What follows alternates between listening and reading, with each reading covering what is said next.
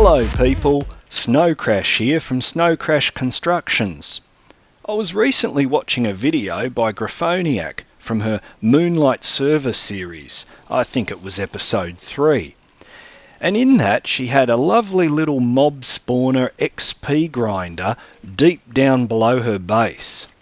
And it reminded me that we get asked quite a lot about those sorts of things. So I thought I'd put together a quick little video which shows some of the ideas and concepts we've used in the past to really optimize that design but keep it simple. I guess the first thing is you're going to need to find a mob spawner in a dungeon. Preferably building your base as close as possible to one, and in addition trying to find a mob spawner as close to the surface as you can. There's a little trick we use. This is typically called an X-ray machine. It allows you to see into the ground and find these sorts of things. Now some people may consider this cheating. That's up to you as to what moral stance you take, but we'll show you how it works anyway. The first thing you're going to need to do is just dig a 2 long by 3 deep hole. Now I forgot to mention, this needs to work in fast graphics.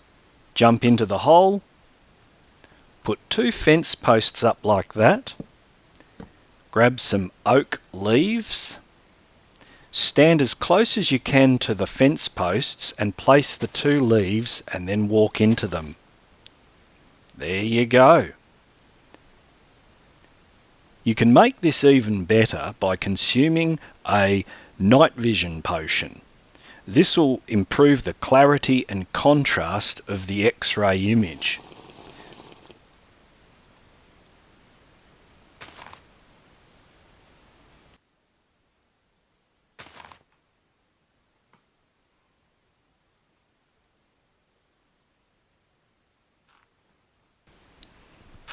Now, the next thing you're going to want to do is get down into that dungeon, light it up so that there's no monsters spawning, and clear out an area around it 9 by 9 blocks.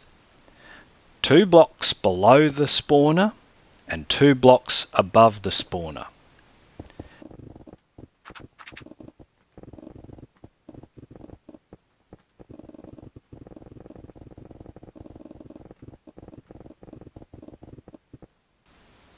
Now, with the mob spawner in the centre of the 9 by 9 room, you need to start knocking out the blocks for a drop tunnel which will soften up the mobs for you to later kill.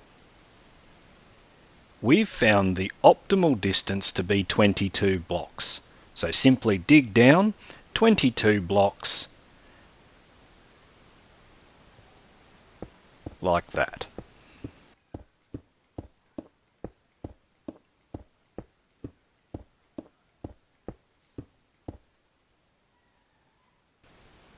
The room the mob spawner's in should look like this. Next we need to transport the mobs up to the surface so that we can kill them. Start clearing out an area for our piston pusher.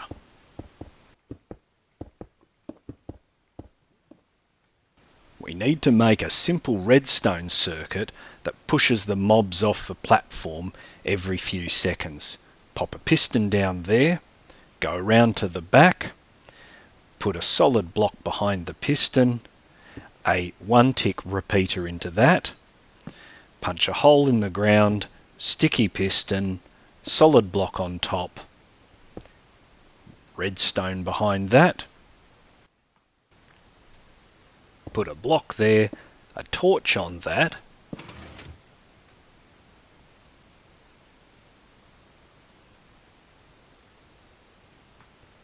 then we want a repeater, 4 ticks, another repeater, 4 ticks, another repeater, 4 ticks. You get the idea. 6 repeaters, change the direction, 4 ticks, put them all in here, then join them up at the end.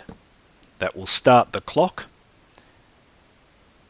and hopefully provide us, yes, that's right, there it goes, and that will do the job nicely.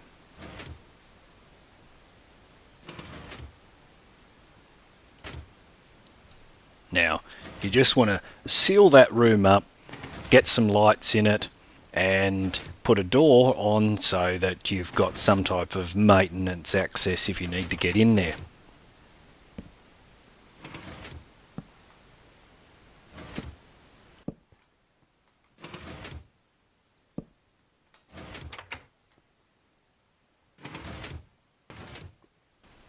You want to continue this little tunnel 7 blocks from the piston.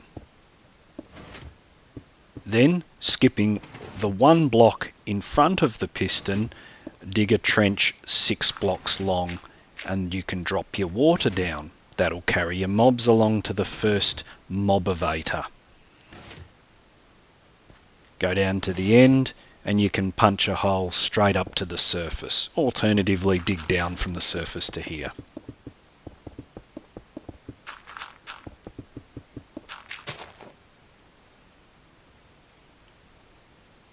Next, we need to put our signposts in and our water, alternating, and that will cause the mobs to go up. Grab a sign. Because I'm in creative here, I'm just going to put the signs in first.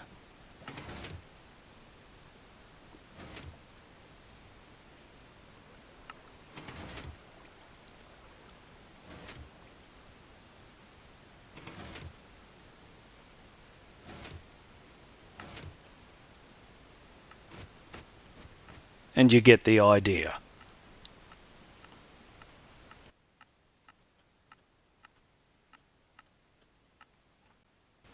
Next, we can fill our water in, and pretty much this elevator will be complete.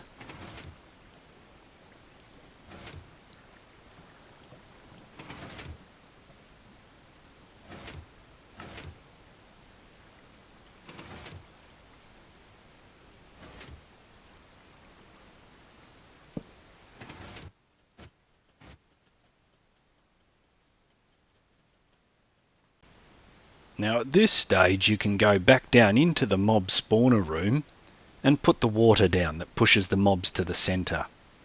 Quite easy. In each corner, 1 water source block.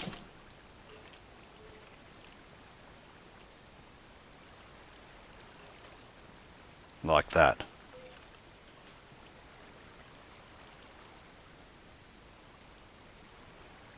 Now it's important to note that above the spawner box you have solid blocks, so nothing can spawn on top of the cube. Block up the access hole. You can have some sort of other alternative access if you want, and we'll get on with the job of building the actual grinder. I'm just using glass here so you can see what's going on. You just want to basically form this pattern with 2 tubes. One where the mobs will come up, the other where they'll drop down so that you can kill them. It's 6 high.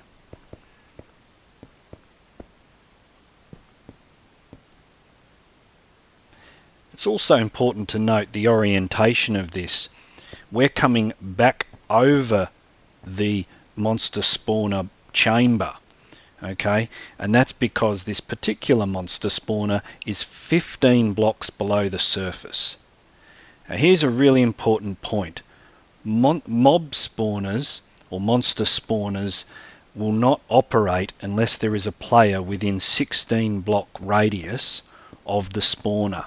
We're just lucky here that it's just within range when you stand at the killing platform. So basically whatever design you do, wherever you put this particular grinder, you want to make sure that it is activated when you're standing there killing them. Otherwise you won't get any mobs. It's that simple.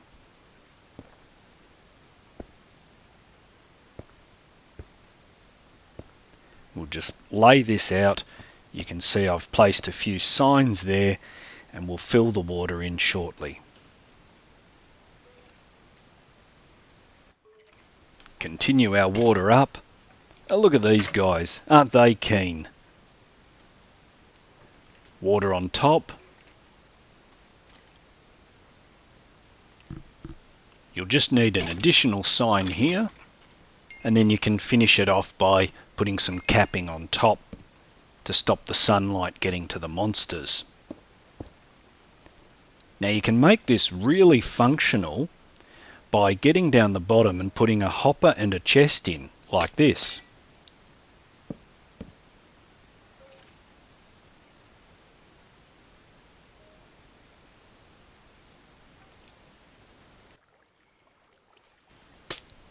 This will allow you to collect any drops automatically and put them in the chest.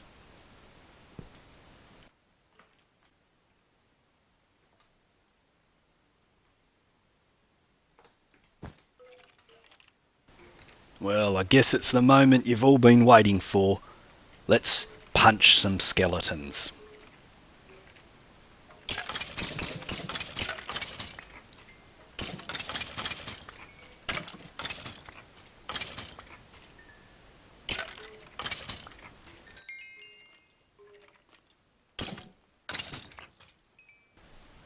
Okay, well, it looks like it's working pretty well. Just check the chest. There's stuff in there, lots of bones to make your bone meal for your automatic wheat farms and all that sort of stuff. Now, just a word of warning. Don't leave lots of monsters in that little killing chamber, because if you log out and then at some point log back in, instead of being the grinder, you'll become the grinded, because they can potentially explode out of that killing chamber and enter your base and cause a lot of problems. I'm going to show you a quick little circuit, a quick little mechanism here that can provide an on-off switch, so to speak. It involves a little bit of lava and a sticky piston. The way it works is pretty straightforward, and you'll be able to have a look at that here. Basically, it lets you turn off the first level of water, which would cause the monsters to slide into the lava instead of going up the mob-evator. You could also be a bit clever and put potentially a hopper at the bottom of the lava and collect any drops when it's actually turned off. Now you could run a redstone line all the way up to your base to turn this on and off, but for this quick demonstration I'm just going to put a switch out on the wall here to show you how it works.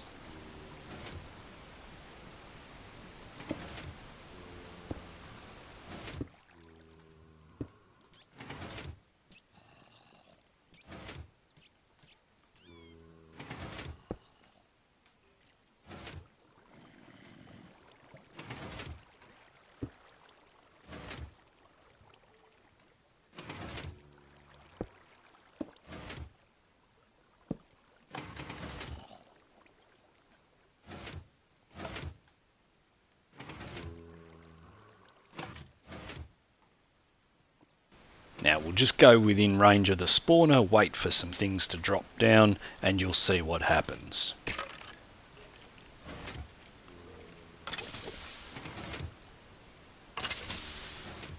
Okay, so the last thing I'm going to show you here is a 3D view of what it is. There's the dungeon, the room we made.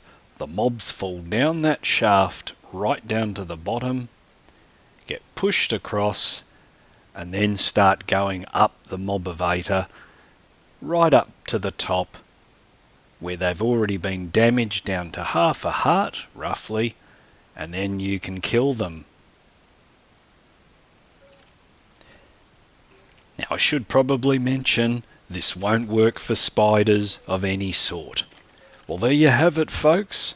A great little mob spawner XP grinder. And I hope it serves you really well the next time you get an opportunity to build one.